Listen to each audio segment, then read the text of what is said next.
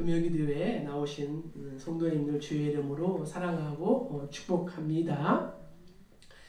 이때야말로 우리가 나라를 위하여 또 임금들을 위하여 높은 지위에 있는 자들을 위하여 간절히 기도해야 될 때인 줄 믿습니다.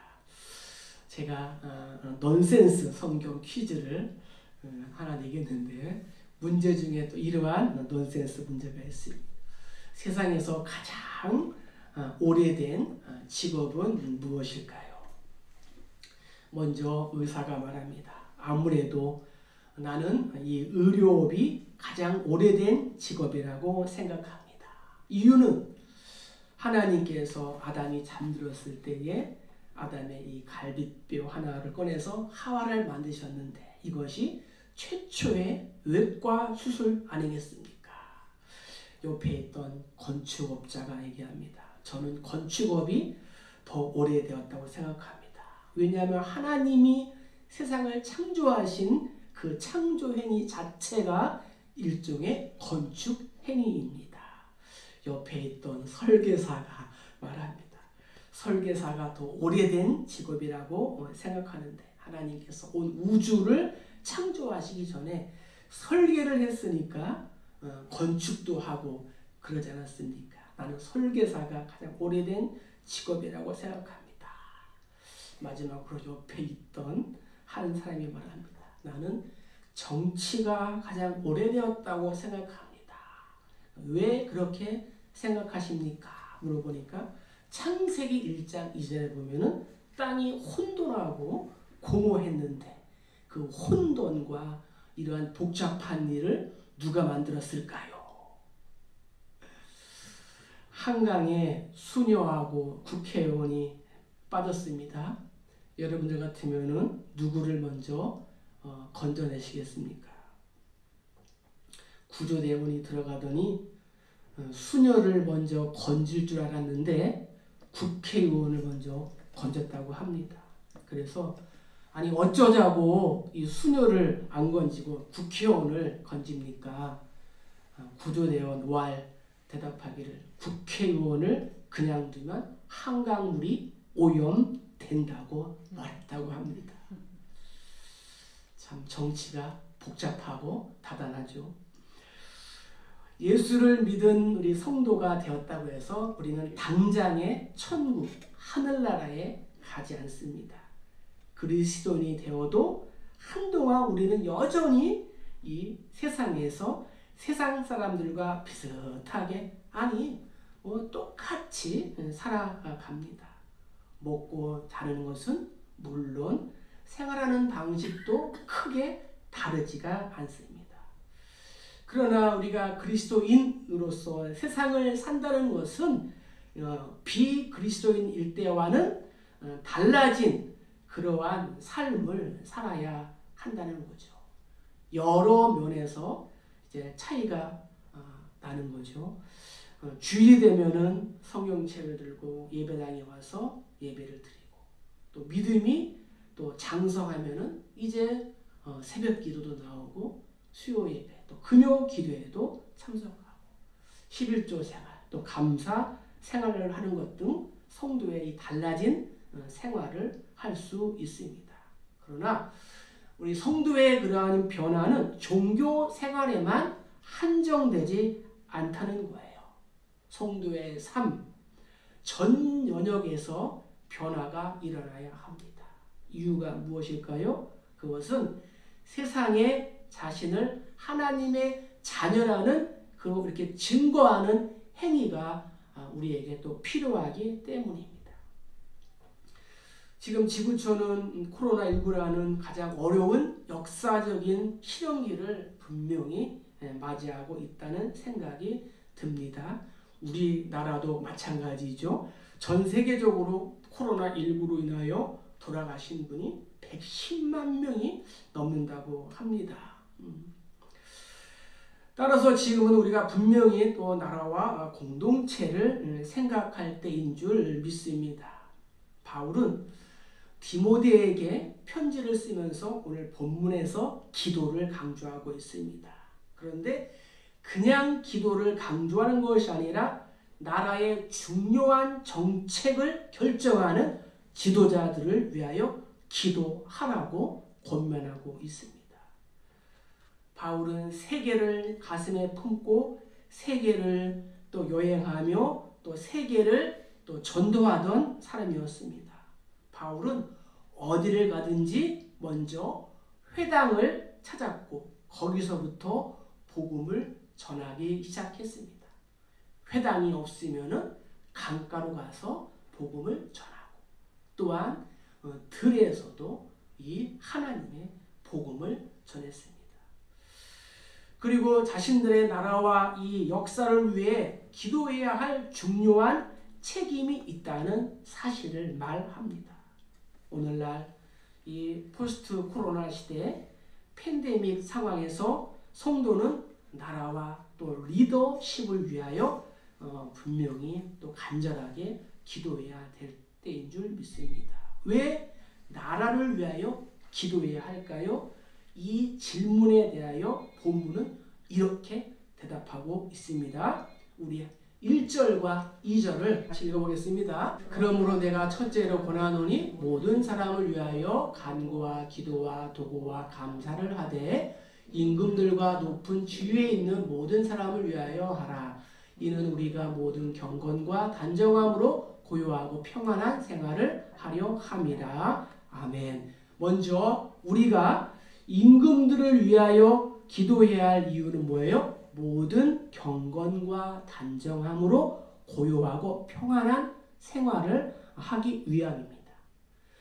고요하고 평안하다는 표현은 뭐예요? 우리 모두가 정말로 바라는 행복의 일반적 상황을 말하고 있는 것입니다. 고요하다라는 말의 뜻은 소동이 없는 이 외적인 삶의 그러한 정황을 말합니다.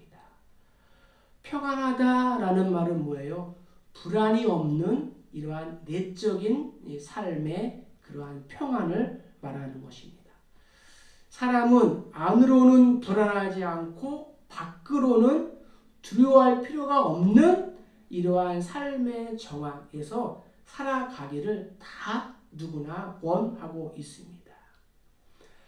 또한 경건이라는 단어는 우리가 하나님과의 관계에서 사용되는 단어입니다. 하나님을 향한 삶의 태도, 하나님을 닮아가는 삶의 덕목을 강조할 때 경건이라는 단어가 사용되는 거예요. 그래서 영어로 이 경건이라는 말은 같은 이스라고 하나님 같은 또 하나님과의 관계에서 하나님을 닮아가는 인격을 성경에서는 경건이라고 말합니다. 또한 단정함이란 무엇이냐? 이것은 사람과의 관계를 말하는 거예요. 우리가 이웃들과의 관계에서 질서 있는 이러한 삶의 모습을 살아가는 것을 가리켜서 성경은 단정하다 이렇게 말합니다. 종합해 보면요, 우리가 하나님과의 바른 관계를 맺고 이웃과의 바른 관계 속에서 건강한 삶을 살아가기 위해서는 고요하고 그리고 평안한 삶의 정황이 필요하다는 것입니다. 따라서 성도는 임금이 정치를 잘하고 고위 관리들이 헌신적으로 나라를 위하여 일해야 나라가 평안해지기 때문에 모든 사람을 위하여 기도를 하되 특히 높은 사람들을 위하여 기도해야 되는 것입니다. 높은 사람들은 다른 사람들보다 훨씬 막중한 사명을 감당하는 자리에 있기 때문입니다. 나라의 대통령은 온 국민을 대표하는 거죠. 시장은 시민을 대표하고 도지사는 도민을 대표하는 것입니다. 그래서 책임이 막중하고 지도자가 잘하면 모두가 잘 되는 거죠. 지도자가 잘못하면 거기에 속해 있는 모든 사람들이 어려운 상황을 맞이하게 된다는 거죠. 이것을 우리가 대표성의 원리다라고 말할 수 있습니다. 그래서 사랑하는 우리 교회 모든 성도님들은 나라를 다스리는 임금들과 또 높은 지위에 있는 그분들을 위하여 기도해야 될 줄로 믿습니다. 집권자가 잘못하면 나라 전체가 위험에 지기 때문입니다. 임금이 한순간에 판단을 잘못하면 엄청난 회오리가 이 나라와 백성에게 몰려오기 때문입니다. 그래서 바울은 내가 첫째로 권하노니 모든 사람들을 위하여 간구와 기도와 도구와 감사를 하라 말씀하고 있습니다. 여기에서 첫째로 권하노니 라는 이 말은 이 첫째, 둘째, 셋째, 넷째 이렇게 논리적인 이런 수학적인 그런 순서를 가르치기 위한 첫째가 아니라 여기에서 첫째라는 그러한 말이 무슨 말이냐 하면요. 그리스도인들이 삶의 영역에서 하나님의 백성 또 그리스도인으로서 많은 의무를 가지고 있지만 가장 중요한 의무는 기도라는 것입니다. 그래서 여러 가지의 기도 형태가 등장하고 있는 거예요. 간구, 또 기도, 도고, 감사. 바울은 여기에서 모든 방법으로 기도를 해라 하고 우리에게 권면하고 있는 것입니다. 그래서 우리가 할 수 있는 모든 방법, 또 할 수 있는 가능한 모든 형태의 기도의 방법 혹은 기도의 유형, 또 기도의 모든 수단을 총동원해서 기도하라 라고 이 바울은 이 디모데 또 오늘날 또 사랑하는 우리 교회 모든 성도님들에게 권면하고 있는 것입니다. 자, 기도가 어떤 것일까요? 우리 3절을 한번 읽어보겠습니다. 이것이 우리 구주 하나님 앞에 선하고 받으실 만한 것이니. 아멘. 바울은 우리가 이 나라와 지도자, 통치자를 위하여 기도하는 것은 하나님 앞에서 선하고 또 하나님께서 받으실 만한 것이다 라고 이렇게 말씀하고 있습니다. 사실 우리 교회를 비롯한 한국 교회는 나라와 지도자들 위하여 기도를 하고 있습니다. 기도도 많이 했습니다. 남북이 대치되는 그러한 상황 속에서도 우리가 평화롭게 살고 있는 그 이유는 뭐예요? 기도했기 때문이라는 거죠. 그동안 정치하는 분들이 정치를 잘못했음에도 불구하고 나라가 이만큼 세워진 것은 나라와 또 임금과 높은 지위에 있는 자들을 위한 성도들의 기도 때문이다라고 생각을 해봅니다. 또한 목회자를 위한 기도도 중요하다는 거죠. 교회를 섬기는 목회자를 위하여 또 평생 동안 또 기도하시기를 부탁을 드립니다. 바울도 자신을 위하여 중보 기도를 해달라고 부탁을 했습니다. 또한 성도는 내가 소속이 되어 있는 그러한 회사의 경영자를 위해서도 기도해야 됩니다. 회사가 잘 되도록 경영자를 위해서 기도 물론 하시지만 지금부터라도 더 간절하게 기도를 해야 됩니다. 왜냐하면 회사가 잘 돼야 직원도 잘 될 수 있기 때문입니다. 운명 공동체라는 거죠. 또한 가정을 위해서도 우리는 기도해야 합니다. 가정을 이끌어가는 사람이 힘을 잃으면 가정의 구성원 모두가 또 어렵게 되는 것입니다. 이렇게 기도하는 것은 공동체의 커다란 복이 된다는 것입니다.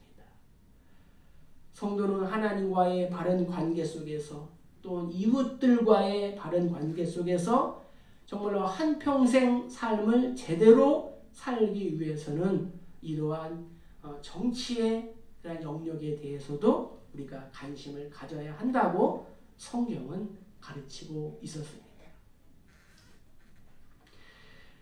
자, 그런데 한국 사람들이 이 정치에 결코 무관심한 민족은 아닙니다. 그럼에도 불구하고 한국인들이 정치에 대하여 가졌던 관심은 매우 소극적인 관심이었다고 생각해 봅니다. 한국의 한 정치 사회학자는 한국인의 이 정치의식이 건강하게 발전하지 못한 중요한 원인 중에 하나는 집단의식이 존재하지만 그것이 공공의식으로 발전하지 못했기 때문이다 라고 말합니다. 무슨 말이냐면요. 집단의식은 존재하지만 그것이 공공의식으로는 발전되지 못했다는 거예요. 일반적으로 우리 한국인이 가지고 있는 집단의식과 공동체의식은 무척 강합니다. 예로 우리 집, 우리 나라, 우리 학교, 우리 교회, 우리 고향 등 공동체의식은 있습니다. 사람들이 집을 지을 때에 중요시한 것이 담장이라는 거죠. 담장, 울타리. 울타리 안에서 우리는 강렬한 우리 의식을 느낍니다. 그래서 우리 집, 우리 식구들, 또 내 집 울타리, 우리 집 울타리를 벗어나면 넓은 의미에서 우리에 대한 의식이 희박해지는 것입니다. 그래서 집에서는 아끼던 그런 사람들이, 물건을 아끼던 사람들이 공공장소에 가면은 직장에 가고 또 학교에 가고 하면 어떻게 해요? 마음대로 쓰는 거죠. 교회에서도 막 휴지를 또 그냥 마음대로 또 쓰고, 또 애기들 그 똥기저귀도 막 그냥 버리고 막 하고 마음대로 하는 넓은 의미의 공공의식이 우리에게는 조금 부족하다는 거예요. 그러니까 좁은 의미의 우리 의식은 있으나 넓은 의미에서의 우리 의식은 조금 부족하다는 거죠. 그래서 우리 민족과 아주 유사하면서도 상당한 애국심을 가진 민족이 있는데 그들은 바로 유대인입니다. 유대인들이 애국하는 그러한 삶의 태도가 우리 민족과는 상당히 다르다는 거예요. 그 중에 하나가 이제 문화적 배경의 차이도 있고, 특별히 농경 문화와 유목 문화의 차이도 무시할 수 없다고 말씀을 준비하면서 생각해 봅니다. 특별히 유대인들은 일종의 유목 문화의 배경을 가지고 있습니다. 양떼를 몰고 이동을 하고 또 이사를 다닙니다. 그들에게 있어서는 가족도 중요하지만 가족보다 더 큰 스케일인 이 부족이 또한 중요하다는 거죠. 왜냐하면 가족만으로서는 자신들을 외부로부터 보호하고 지킬 수가 없었기 때문이에요. 안전을 보장할 수가 없기 때문입니다. 그래서 부족, 또 씨족, 종족이라는 것이 매우 중요한 역할을 했습니다. 성경에도 나옵니다. 이제 롯이 중동의 5나라의 왕들에게 잡혀갔을 때 어떻게 했어요? 아브라함이 자기 집에서 함께한 그러한 군인들을 데리고 가서 이 롯을 구출해 온 것을 알 수가 있습니다. 그래서 함께 싸워야 하고 함께 자신을 지켜야 합니다. 그래서 가족보다는 좀 더 넓은 스케일의 이 민족, 부족, 또 종족을 지켜야 하는 그 의식이 유대인의 독특한 애국심을 만드는 배경이 되었습니다. 한 번은 유대인과 아랍인 학생이 미국에서 공부를 하고 있을 때 전쟁이 난 거예요. 이스라엘과 아랍이.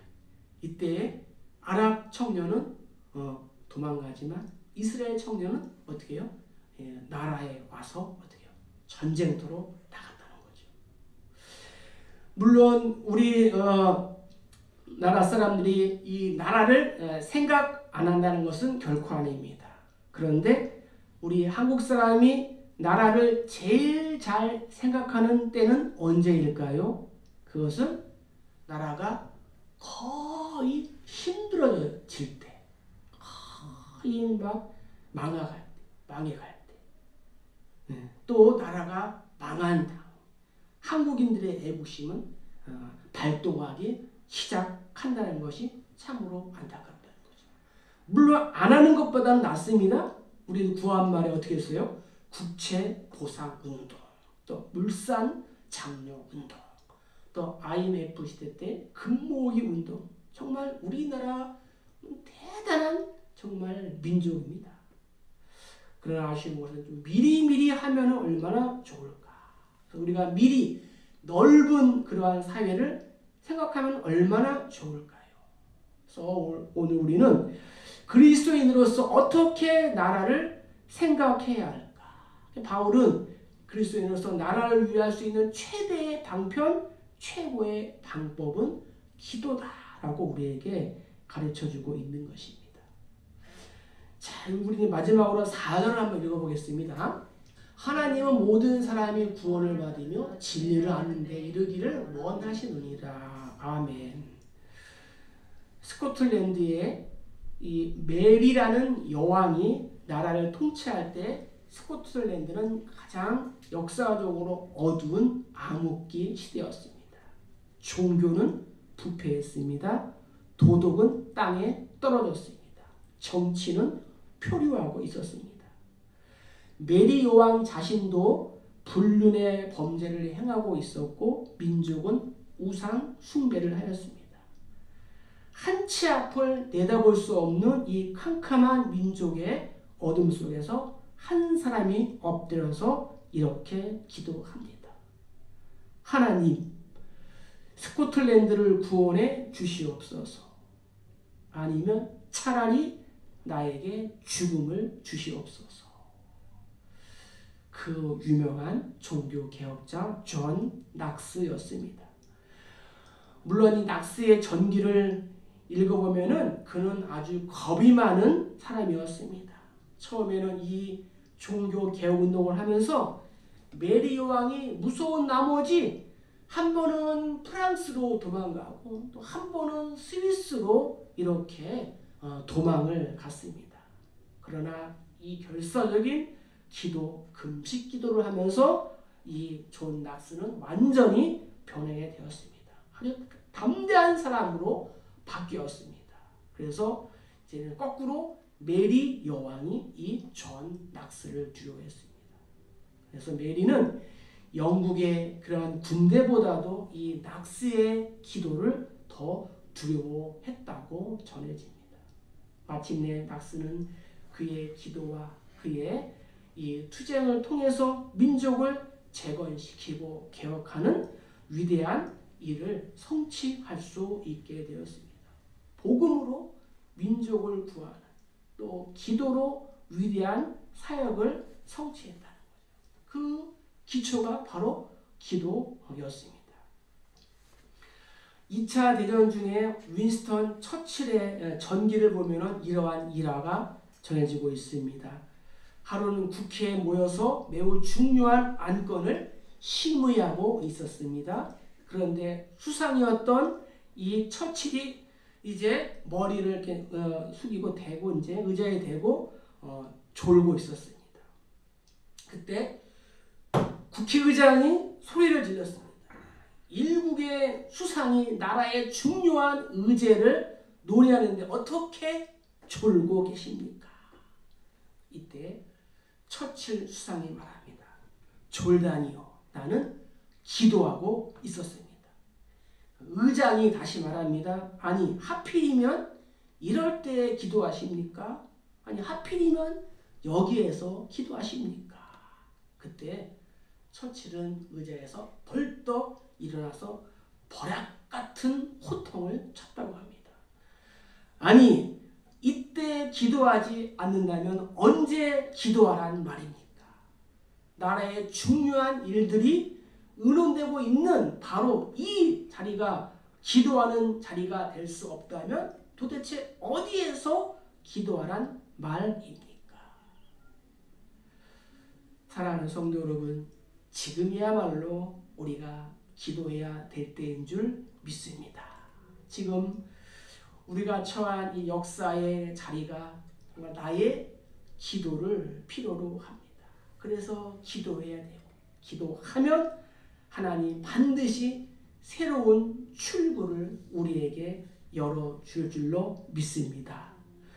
우리가 나라를 생각하는 방법이 기도이고, 또 하나의 방법은 이 기도에 따르는 책임 있는 행동을 해야 된다는 것입니다.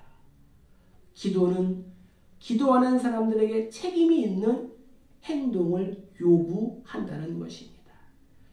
예로 주기도문을 생각해 보세요. 오늘날 우리에게 일용할 양식을 주옵시고 라고 기도합니다. 기도한 다음에는 어떻게 해야 할까요? 하나님이 내 기도를 들으셨다.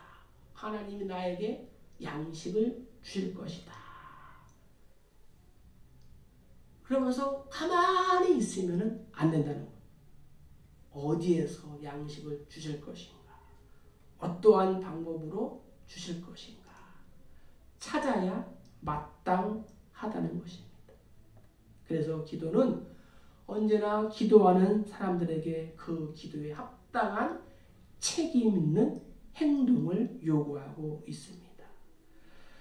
뜻이 하늘에서 이루어진 것 같이 땅에서도 이루어지다 라고 기도합니다. 우리가 참으로 이것을 위하여 기도했다면 이제는 하나님의 뜻이 이 땅에서도 이루어지도록 우리가 행동해야 할 책임이 있다는 것입니다.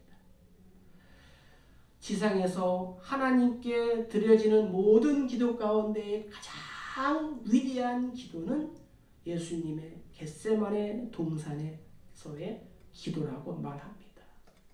예수님, 나의 뜻대로 하지 마옵시고 아버지의 뜻대로 하옵소서. 하나님의 뜻이 이루어지면 하나님은 결코 이 민족을 버리지 않고 다시 살려줄 줄로 믿습니다. 우리 민족은 다시 일어서게 됩니다. 중요한 것은 우리가 엎드리는 거죠. 성도가 기도하는 것입니다. 하늘의 지혜를 구하는 것입니다. 그리고 하나님의 안목으로 분별하는 삶을 살아가야 되고, 최선을 다해 기도하는 마음으로 또 열심을 품고 있는 자리에서 우리가 최선을 다해서 열심히 살아가야 한다는 것입니다. 유엔이라는 기구가 있죠. 이 지구상에 많은 나라들이 함께 모여서 또 세계의 중요한 국제적인 분쟁이나 문제들을 해결하는 중요한 기구입니다.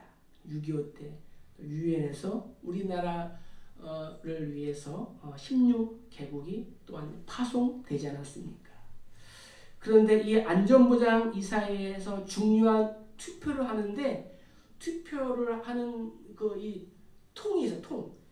이 철제함이 있는데 이게 너무 이제 오래돼 가지고 고물이 되어서 이제 오래전에 바꿨다고 합니다. 그런데 그 투표함을 바꾸는 과정에서 아주 흥미로운 사실이 하나 발견되었다고 합니다. 철제함 내부에 이러한 문구가 새겨졌습니다. 안전보장이사회에서 이루어지는 모든 결정이 창조주 하나님의 뜻에 합당한 결정이 되어 인류 역사의 올바른 뜻이 이루어지기를 기도합니다. 폴 안토니오라는 사람이 철제함을 만든 사람인데 아주 성실한 크리스찬이었습니다. 인류 역사의 가장 중요한 국제적인 분쟁을 해결하는 안전보장 이사회의 투표함에 힘은 새긴 폴 안토니오의 이 기도는 지구상의 평화를 가져오는 하나님의 놀라운 뜻에 일조를 했음에 틀림이 없습니다. 선교를 온 한 목사님이 요한 웨슬레가 평소에 기도했던 기도실에 들어갔습니다. 마룻바닥에 움푹 패인 곳에 조그만 구멍이 2개 나 있는 것을 발견하고 그곳에 있는 관리자에게 물었습니다. 저것이 무슨 구멍입니까? 목사님은 저 구멍이 무슨 구멍 같은가요? 혹시 쥐구멍이 아닌가요? 맞죠? 아니요, 아닙니다. 저것은 요한 웨슬레가 기도한 흔적입니다. 얼마나 열심히 기도했든지 웨슬레의 무릎을 꿇고 기도한 그 마룻바닥에 무릎 자국이 닿고 닳아서 쥐구멍처럼 뚫려 있게 된 것입니다. 웨슬리는 60년 동안 긴 세월 동안 하루도 빠짐없이 새벽 4시에 일어나서 2시간씩 기도하고 매주 수요일과 금요일에는 금식 기도를 했다고 합니다. 결국 기독교 역사상 세계적인 부흥의 인물이고 감리교회 창시자가 될 수 있었습니다. 바울은 에베소 교회에게 이렇게 고면합니다. 모든 기도와 간구를 하되 성령 안에서 기도하고 이를 위하여 깨어 구하기를 항상 힘쓰며 여러 성도들을 위하여 구하라. 사랑하는 성도 여러분, 말씀을 마칩니다. 구원받은 성도로서 세상을 사는 그리스도인의 위치는 참으로 중요합니다. 한 나라, 한 공동체를 살리는 사람은 대통령, 정치의 지도자, 경제인이 아니고 기도하는 성도, 복음을 전하는 성도가 세상을 살립니다. 예수님도 우리 모두를 살리기 위하여 자신을 주셨습니다. 따라서 성도도 이 세상을 살리려면 자신을 세상을 향하여 내주어야 합니다. 예수님처럼 복음을 위해 사는 성도들이 많아질 때 죽어가는 세상은 소생되고 살아나게 될 줄로 믿습니다. 하나님은 기도하는 개인, 또 기도하는 가정, 기도하는 교회, 기도하는 민족에게 새로운 기회를 반드시 주실 줄로 믿습니다. 그래서 오늘 하나님의 뜻이 이루어지도록 기도합시다. 그래서 하나님의 이름이 우리의 삶 가운데서 영광을 받으시는 그러한 일들이 또 우리 교회와 성도를 통하여 나타나시기를 주의 이름으로 간절히 축복합니다.